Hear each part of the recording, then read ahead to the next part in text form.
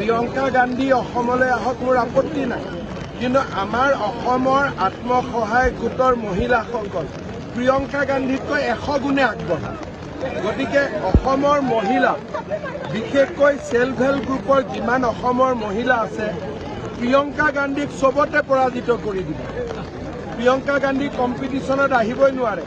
আমাৰ মহিলাই লাড়ু বনায়, আমাৰ মহিলাই পিঠা বনায়, আমাৰ মহিলাই খেতি পথাৰত গৈ কঠীয়া ৰুৱে, আমাৰ মহিলাই ল'ৰা ছোৱালীক স্কুলত পঠায়, কলেজত পঢ়ায়।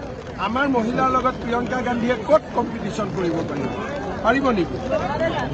প্ৰিয়ংকা গান্ধী অসমলৈ আহক মোৰ আপত্তি নাই, কিন্তু আমাৰ অসমৰ আত্মসহায়ক গোটৰ মহিলাসকল প্ৰিয়ংকা গান্ধীতকৈ 100 গুণে আগবঢ়া।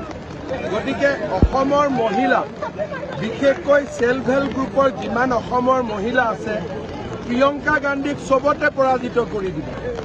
প্ৰিয়ংকা গান্ধী কম্পিটিশ্যনত আহিবই নোৱাৰে।